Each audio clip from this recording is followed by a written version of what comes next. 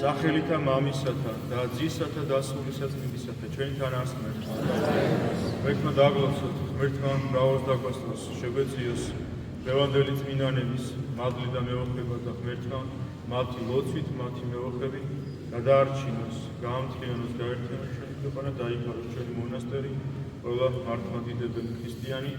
აი შევდივართ, უკვე იწყება მოსამზადებელი პერიოდი დიდი მარხვის.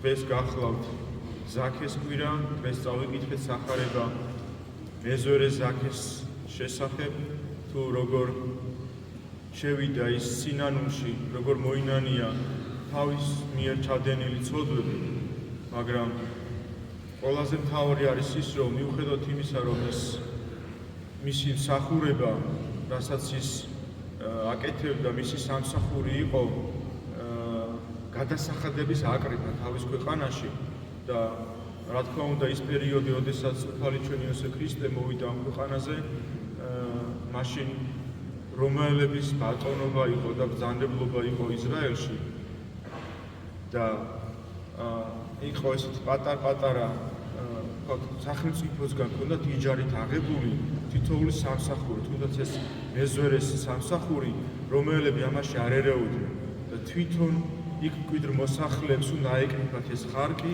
უნდა აეკრიფათ ეს გადასახადები და შემდგომ უნდა წარედგინათ სახელმწიფოში და აი ეს დავალებული მოვალეობა, რომელსაც ზაქი ასრულებდა, როგორც დღეს წაკითხულ სახარებაში ჩვენ ნახეთ, უფრო ადამიანებს უფრო მეტ სახდევნებდა, ვიდრე განსაზღვრული იყო თითოეულ ადამიანზე გადასახადი.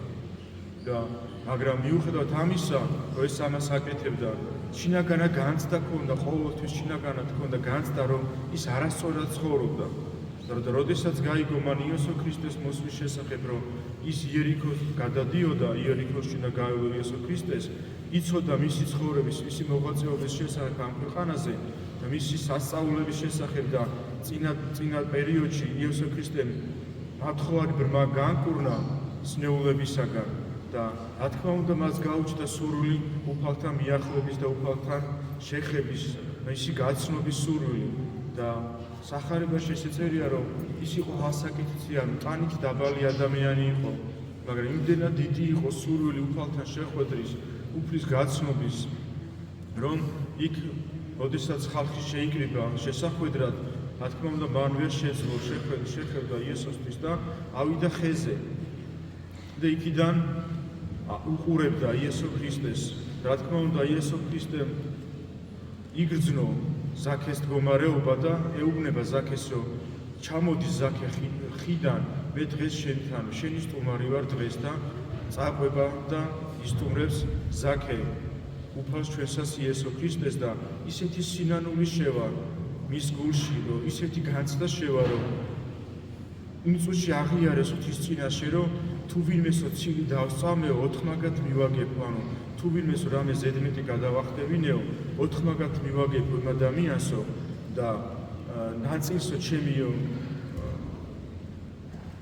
რაც მაქვსო ჩემი ქონებიდანო და რაც დავაგროვებ ამ პერიოდშიო, იქიდან ნაწილს გლახაკებს დაურიგებო და შეუდგება იესო ქრისტეს და ის აღიარებს.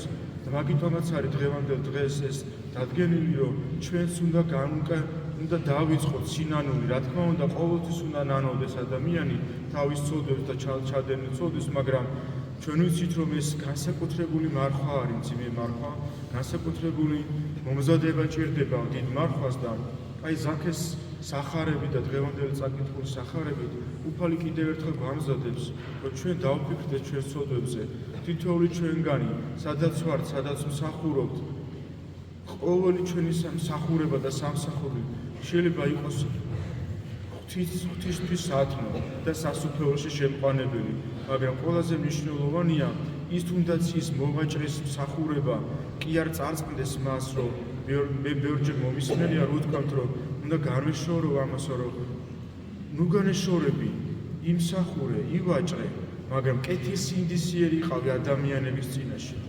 ყველაზე მნიშვნელოვანია ჩვენი ეს დადგენილი სადაც ვართ, თითოეული თქვენგანი სადაც ხართ, თუნდაც სახელმწიფო სამსახურში იყოთ, ნუ გადაამაჭერთ თქვენს თავს იმსახურებას, იცოდეთ, რომ თქვენ წინ ის ადამიანი, ვისაც შეიძლება რომ ცილი დაასწამოთ, ვისაც შეიძლება რომ თქვა სავაჭროს დროს ზედმეტი გადაახდევინოთ, იცოდეთ რომ ის თითოეული ადამიანი არის ღვთისმშობლება, რომ იმ ადამიანისთვისაც განკაცდა იესო ქრისტე და მოვიდა. ამიტომ ჩვენ თვითონმა ჩვენგან უნდა გავიაზროთ, რომ რას ვაკეთებთ, ან გვიღირს ის ფინანსურად ჩვენი სიძლიერე, გვიღირს ჩვენი ცოდვისათვის, რომელიც არ გაგვამართლებს.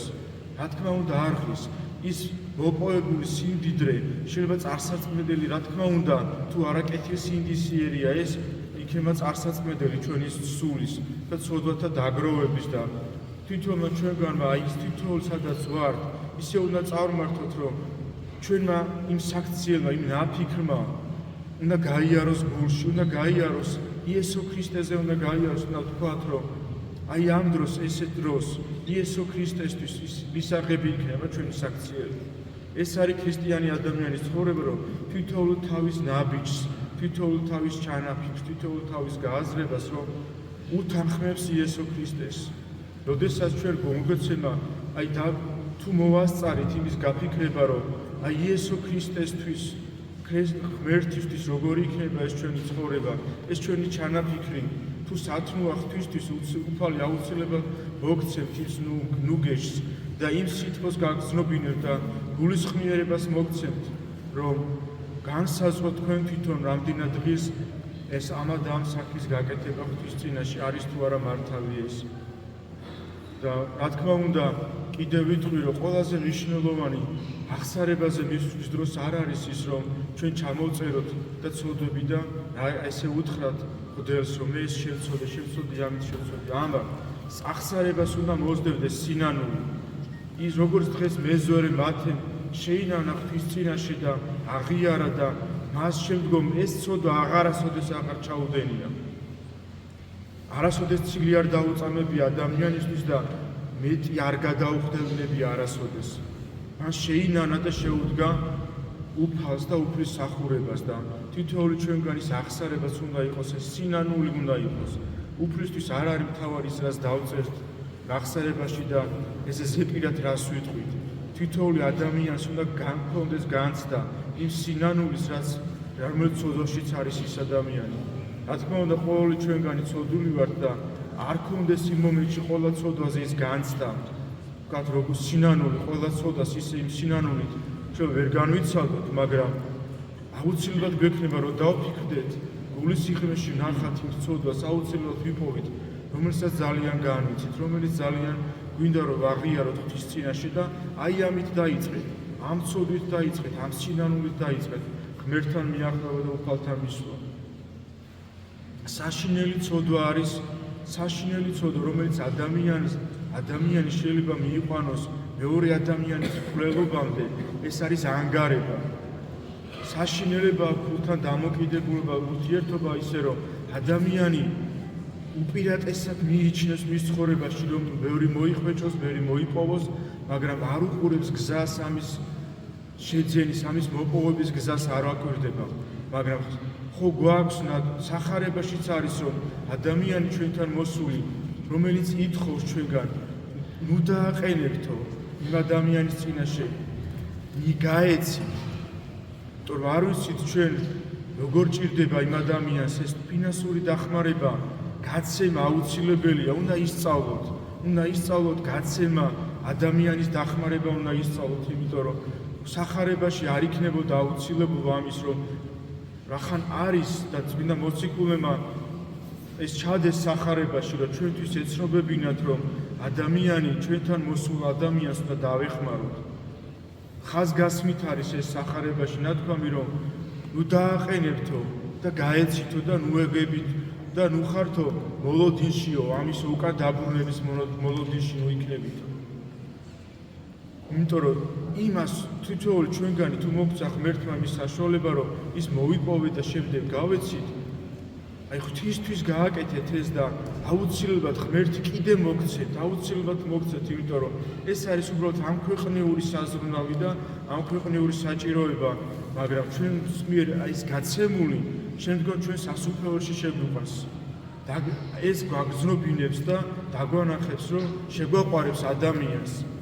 ბევრჯერ მინახავს, რომ ადამიანი ფინანსურად რაღაცა საქმის გამო მეგობრებიც კი მეგობრებს ერთმანეთი დაუკარგავთ.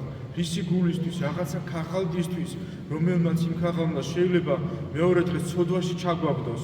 მარტო ის ჩვენი საზღვრის კი არ იქნება, რომ იმ რაღაცა ფინანსურმა რომ საზრდელი მოგწეს და ვისაზრდოოთ ამით. არა, უმეტესწილად ადამიანს ცოდვაში აგდებს ეს და გაცემული, რა თქმა უნდა, ის ხო ღვთისთვის მიცემულია და ეს ცოდვაში არ ჩაგვაგდებს ჩვენ.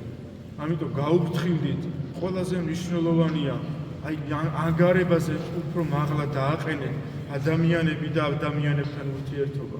ყველაზე ნუ დაკარგავთ ადამიანებს, ნუ შეახსენებთ ადამიანებს, რომ იმას რო გქონდეს, ხო ის აუცილებლად დაგიბრუნებთ იმ ვალს და ადამიანს როცა ვახსენებთ იმ ვალის დაბრუნებას, ის შეიძლება ისეთ სასოწარკვეთაში ჩავარდეს ის ადამიანი, რომ თავისთავს რაიმე დაუშავოს და მერე ღვთის წინაშე როგორ გამოვისყიდით ამ დანაშაულს. ამიტომ ისწავლეთ მოყვასის სიყვარული, ისწავლეთ ადამიანის დახმარება, ნუ ხართ ჩაბღაუჭებული ამ ფინანსებს და ამ მატერიალებს ნუ ხართ ჩაბღაუჭებულები.